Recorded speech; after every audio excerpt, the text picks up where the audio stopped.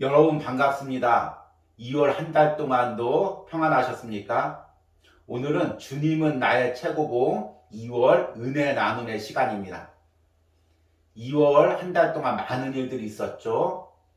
코로나가 많이 심해졌고 또 해외에서는 전쟁 소식이 들리는 혼돈의 시간이었습니다.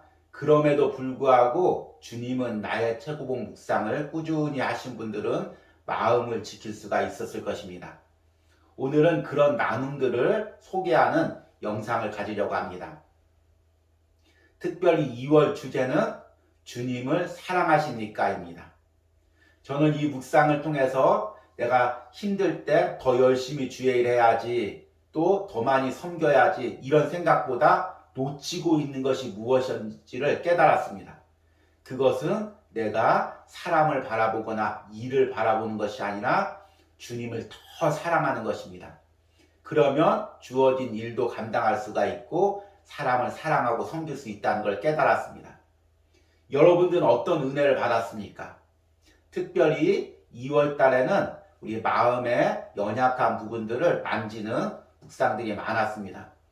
그래서인지 더 진솔한 고백들이 있습니다.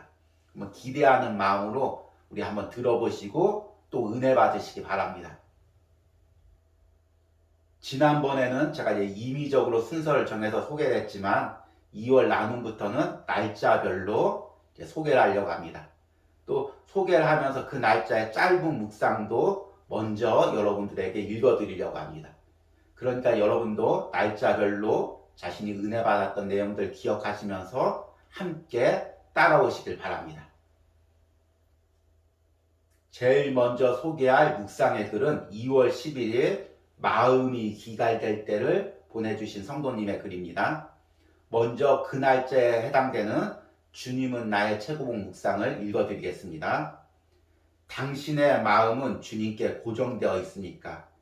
아니면 기갈되어 있습니까? 마음의 기갈은 사역자의 삶을 지치게 하고 힘을 빠지게 만드는 주범입니다. 만일 당신의 마음을 주 앞에서 세우지 못했다면 지금 당장 세우십시오. 당신의 모든 생각을 사로잡아 그리스도께 순종시키십시오. 그러면 당신의 믿음과 함께 성령이 함께 역사하실 것이기 때문에 어려움이 와도 능히 이길 수 있습니다. 아멘. 묵상글을 소개하겠습니다. 하나님께서 우리에게 주신 최고의 선물은 마음이라 하십니다. 그 마음은 온전히 주님께 드려져야 한다고 분명하게 지금도 말씀하시는데 여러 가지로 나뉘어져 있는 제 마음을 누구보다도 더 잘 아시는 하나님께 내 능력으로는 아무것도 할 수 없음을 고백하지 않을 수 없습니다. 삶 가운데 처해지는 상황과 환경에 따라 나누어지는 마음들을 다스리기가 쉽지 않고 심지어 예배 시간과 사역의 현장조차 마음의 흩어짐이 수시로 드러납니다. 그럼에도 자격 없는 나를 하나님 앞에 합당한 자로 만드시는 이 모든 과정의 반복 가운데 머리로만이 아닌 마음을 다하여 다듬어지고 만들어져서 영적 게으름과 제자리에 머물게 만드는 세상적 근심들과 나태함에 담대히 맞서 하나님만 집중하며 바라보며 내 마음을 오직 주께만 드릴 수 있는 순종의 삶을 살아가기를 소망하며 기도합니다. 아멘. 참 우리 마음을 다스리기가 쉽지 않죠. 제가 그날 묵상 때 이런 이야기를 했던 기억이 납니다. 마치 우리 마음이 그 애완견들을 바닥에 풀어놓은 것 같다고 이야기했습니다. 마음의 생각들이 여기저기 날뛸 때 그 마음을 모아서 하나로 집중하기가 결코 쉽지 않습니다.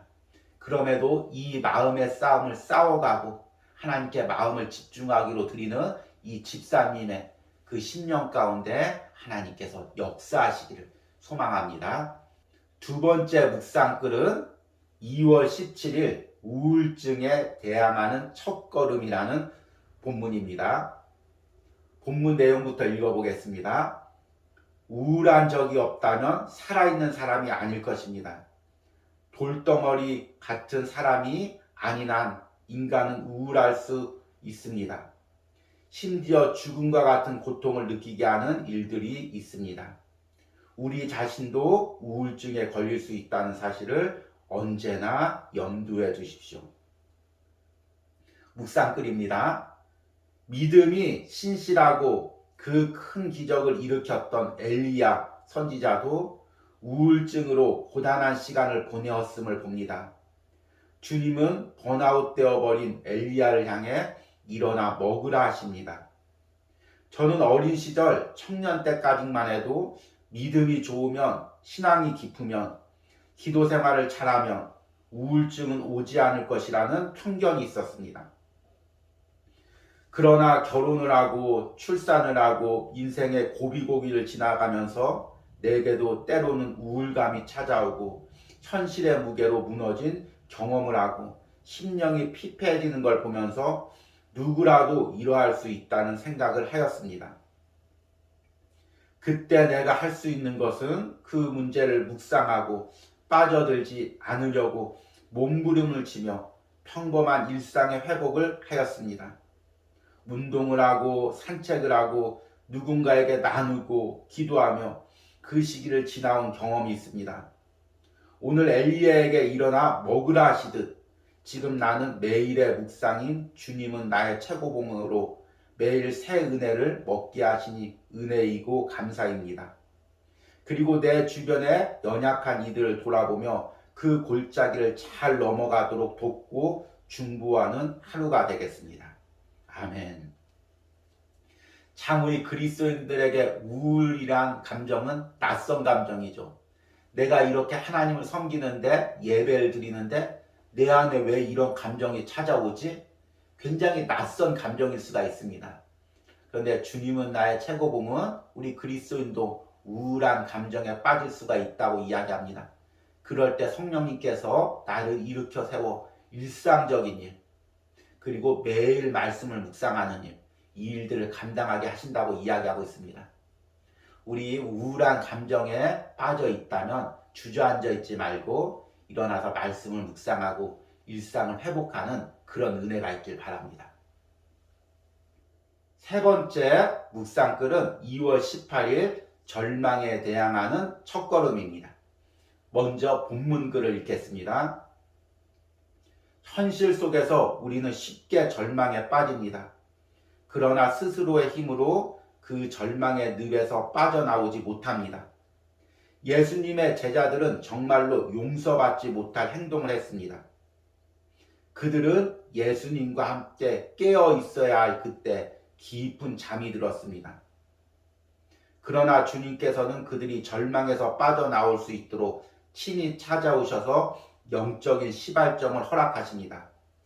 일어나라, 다음 단계로 가자. 아멘. 묵상글을 소개하겠습니다. 저는 거듭난 실패로 인하여 낙담과 절망 가운데 사로잡혀 있었습니다. 과거의 선택에 대한 후회로 스스로를 책망하고 자괴감에 빠져 앞으로 어떤 방향으로 어떻게 살아가야 하는지 막막한 심정뿐이었습니다. 오늘 묵상에서 깨어 있어야 할 때 깊은 잠에 빠져 뒤늦은 후회로 절망에 빠진 제자들에게 주님은 말씀하십니다. 지금 자느냐? 그 기회를 영원히 잃어버렸구나. 내가 다시 바꿀 수 없는 것이로구나. 그러나 일어나라. 함께 다음 단계로 가자. 이러한 말씀은 주님께서 제게 하시는 말씀 같았습니다. 사실 작년에도 크게 절망 가운데 빠져 낙담하는 중에 있었습니다. 그러한 시기에 처음으로 주님께 나아가 기도하면서 주님이 주신 은혜를 경험하고 평안한 마음을 얻었습니다. 그러나 평안함이 익숙해지고 당연케 되어 주님으로부터 다시 멀어지게 되었습니다. 그리고 오늘날 저는 또 다시 예전과 같은 막막함을 느끼게 되었습니다. 주님을 외면하고 세상만을 쫓던 저에게 주님은 다시 손을 건네시며 일어나서 함께 가자고 하십니다. 하나님은 제가 어떤 실패를 하더라도 그 실패로 하여금 다시 일어나게 하십니다. 세상적인 실패와 영적 침체에 있던 제자가 예수님 십자가 앞에 나오길 원합니다. 그리고 실패를 묻고 주님과 동행하는 다음 단계로 나가길 원합니다. 갈 길을 알지 못하는 저의 두려움을 없애주시고 오직 주님만을 의지하며 나아가기를 소망합니다. 우리 이 묵상글을 보내온 청년인데요. 취업을 준비하고 있는데 이 청년이 느끼고 있는 그런 부담감과 갈등들 또 과거에 대한 후회들 그것들이 그대로 마음에 느껴져서 저도 이 청년을 위하여 많이 기도했습니다. 여러분 우리가 과거의 선택의 가운데서 절망에 빠져 있다면 주님께서 일으켜 주시는 그 손을 잡고 일어나는 은혜가 있길 바랍니다. 이런 은혜가 이 묵상글을 나눈 청년의 삶 가운데 10년 가운데 있기를 소망합니다. 네 번째 묵상글은 2월 19일 본문입니다. 지겨움에 대항하는 첫걸음입니다. 먼저 본문의 글을 읽겠습니다. 때로 우리는 하나님께서 지금 내 곁에 계시지 않는 것처럼 생각하고 첫걸음을 떼야 합니다. 아무것도 하지 않으면서 하나님께서 돕기만 기다리는 것은 소용없는 일입니다. 이러한 경우 하나님께서도 돕지 않으십니다. 물론 일어나는 즉시 우리는 하나님께서 그 자리에 계신 것을 발견하게 됩니다. 하나님께서 영감을 주시는 시발점은 우리의 도덕적, 전인격적, 자발적 선택입니다. 따라서 죽은 나무 토막처럼 누워있지 말고 뭔가를 해야 합니다. 일어나 빛을 발하면 지겨운 일들이 거룩하게 승화됩니다. 아멘. 묵상글을 읽겠습니다. 결혼하고 오랜 전업주부 생활을 하며 한 해에 서너 번씩 별로 반갑지 않은 손님이 찾아옵니다. 그것은 주부로서의 자괴감, 자책감, 무기력증입니다. 아이들이 어릴 땐 내가 아주 대단하니 중요한 일을 하고 있다는 생각을 했고 정말 최선을 다했습니다. 점점 아이들에게 나의 손보다는 학원과 친구들의 자리가 커지면서 더 많은 시간적 여유를 가지게 되었지만 그 시간이 딱히 빛나게 사용되기 힘든 현실을 깨달았을 때 주부로서 엄마로서의 나의 가치가 점점 하찮게 느껴졌습니다. 여전히 직장 생활하며 잘 나가는 친구들, 끊임없이 부를 축적하며 인정받는 주위 사람들을 볼 때마다 매일 기도의 자리에서 또 부엌에서 가족들 섬기는 내 모습이 비교되며 한없이 초라하게 느껴졌습니다.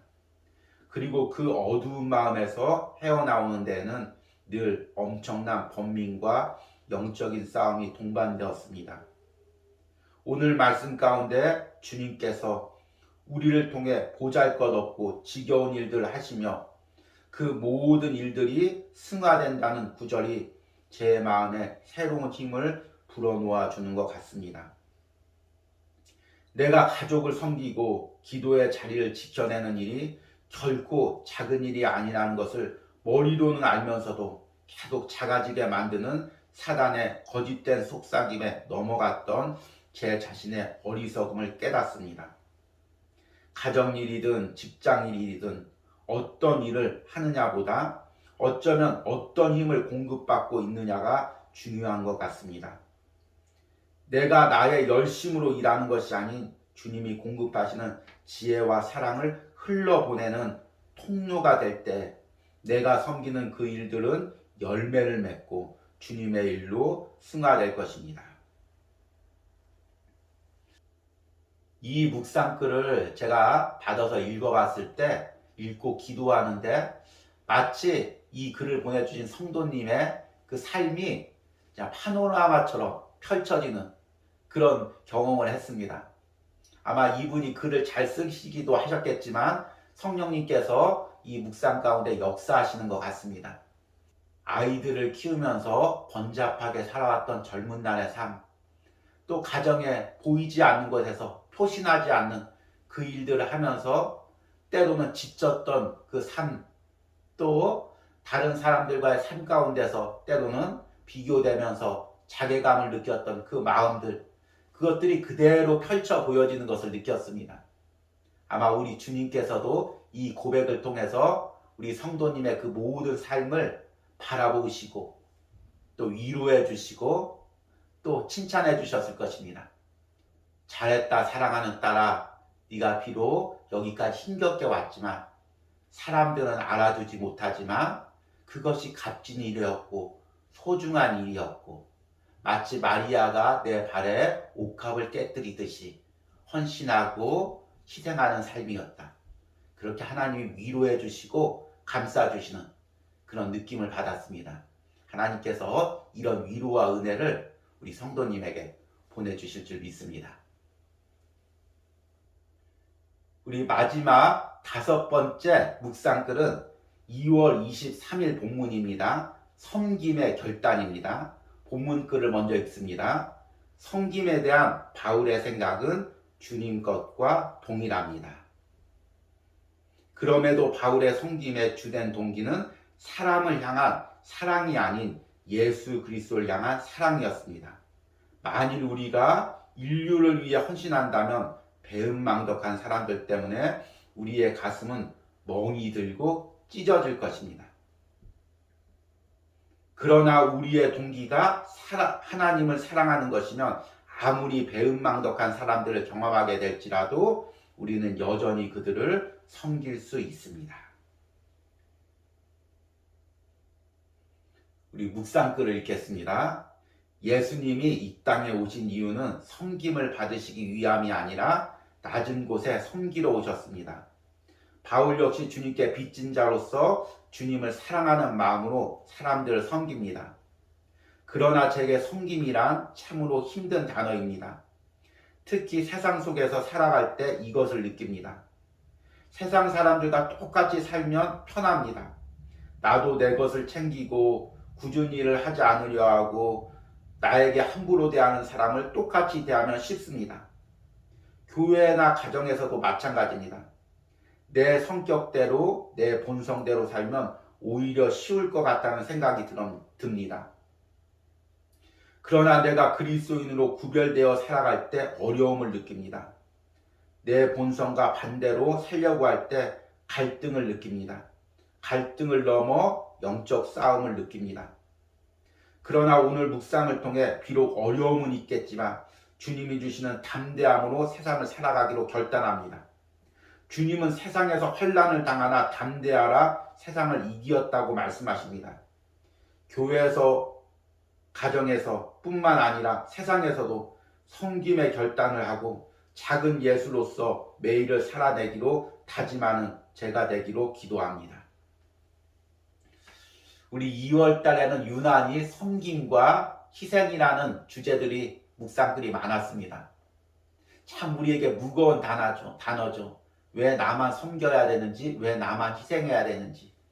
그리고 세상에서 그렇게 살려고 할 때 많은 갈등이 있고 치열한 영적 싸움이 있을 것입니다. 그럼에도 사람 바라보지 않고 예수님 바라보고 그 싸움을 싸워나가기로 합니다. 오늘 묵상글을 보내주신 성도님이 가정에서 또 공동체에서 세상에서 세상과 닮아가지 않고 예수님의 제자로서의 삶을 하루하루 묵묵히 살아내기를 소망합니다. 지난달에는 묵상글을 하나 소개하고 바로 기도를 드렸는데 이번 달에는 좀 시간 관계상 다 먼저 소개하고 마지막으로 함께 기도하겠습니다. 우리 기도하겠습니다. 하나님, 2월 달에도 주님은 나의 최고봉을 통하여 우리에게 은혜를 주시니 감사합니다. 우리의 연약한 마음을 만져주시니 감사합니다.